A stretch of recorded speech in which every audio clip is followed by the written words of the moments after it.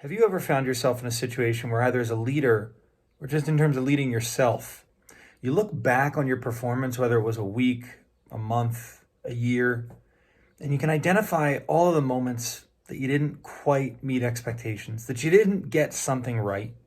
Well, you're not alone if you do. We all have this tendency to do it. In fact, it's part of how our brain is naturally wired.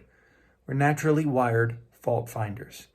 But the challenge becomes if we're finding faults and the process of finding those faults doesn't actually make us better. Believe it or not, some of us out there, even you watching this, don't just find the fault, we kick our own butt because of it.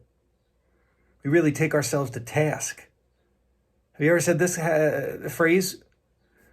Oh, Greg, you're such an idiot. Now, I don't mean have you called me an idiot. I mean, whatever your name is, insert it there.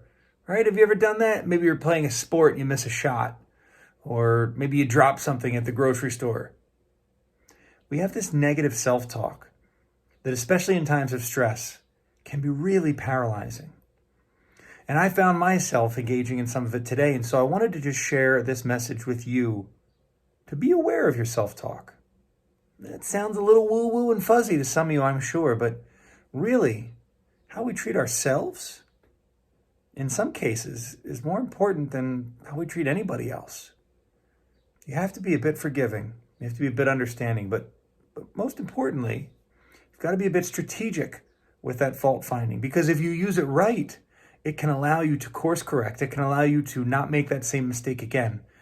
But if you overuse it or if you abuse it, you actually do yourself more harm than good. So just a gentle reminder to be on the lookout for it and to try to use that self-talk that you have that's going to go on in your brain no matter what. Try to use it to make you better, not just to make you feel bad. My name's Greg Offner. Have a great night.